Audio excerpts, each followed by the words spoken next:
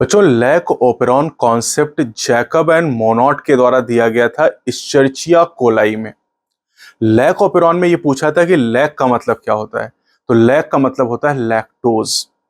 अब lac operon system के अलावा और भी कई तरह के ओपेरॉन पाए जाते हैं, जैसे arabinose operon, histidine operon, valine operon, tryptophan operon.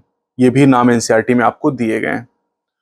Lac operon की बात करें तो वहां पर जो सीक्वेंस होता है जीन का होता है पीपोजिया, यानी PIPO-ZYA। तो इससे आपको सीक्वेंस याद हो गया।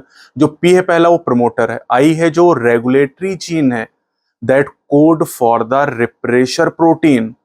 उसके बाद जो पी हो फिर से प्रमोटर है, O is the operator. Repressor protein इसी ऑपरेटर से जुड़ती है। और उसके बाद ZYA ये स्ट्रक्चरल जीन हो जाएंगे।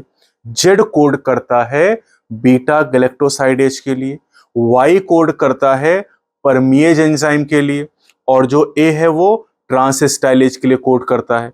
अब जो बीटा गैलेक्टोसाइडेज एंजाइम है ये लैक्टोज का ब्रेकडाउन करता है ग्लूकोज और गैलेक्टोज में। जो परमिएज एंजाइम हो सेल मेम्ब्रेन की परमिलिटी बढ़ाता है इकोलाई में, ताकि सेल मेम्ब्रेन को क्रॉस करके लैक्टोज सेल के अंदर आ सके। अब यहां पर लैक ओपेरॉन कब स्विच ऑफ होगा कब स्विच ऑन होगा ये आपको ध्यान रखना है। अगर सेल के अंदर लैक्टोज या एलोलैक्टोज नहीं है, ठीक है, लैक्टोज या एलोलैक्टोज इंड्यूसर का काम करते हैं, ग्लूकोज या गैलेक्टोज इंड्यूसर हो नहीं सकते। अगर सेल के अंदर लैक्टोज नहीं है तो उस केस में जो आई यानी रेगुलेटरी जीन है वो रिप्रेशर प्रोटीन बनाएगा।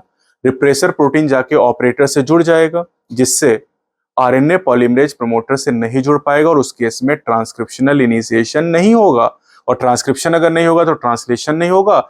एंजाइम बीटा गैल परमिएज ये नहीं बन पाएंगे, ट्रांसस्टाइलेज। और अगर एंजाइम नहीं बनेंगे तो इनकी जरूरत भी तो नहीं, क्योंकि सेल में लैक्टोज नहीं है। अब इस कंडीशन को कहते हैं लैक ओपेरॉन स्विच ऑफ है। अब स्विच ऑन कब होगा? अगर सेल में लैक्टोज है तब क्या होगा? उस केस में जो आई यानी रेगुलेटरी जीन है वो रिप्रेशर प्रोटीन बनाएगा। रिप्रेशर प्रोटीन के साथ लैक्टोज जुड़ेगा, और लैक्टोज जब उसके साथ जुड़ेगा तो उसको इनएक्टिव कर देगा, जिससे रिप्रेशर ऑपरेटर से नहीं जुड़ पाएगा। और अब आरएनए पॉलीमरेज प्रमोटर से जुड़ेगा और ट्रांसक्रिप्शन होगा, ट्रांसलेशन होगा, बीटा गैल परमिएज और ट्रांसस्टाइलेज बनेंगे। और अब इनकी जरूरत है, यानी एंजाइम बनेगा या नहीं बनेगा सबस्ट्रेट लैक्टोज डिसाइड कर रहा है।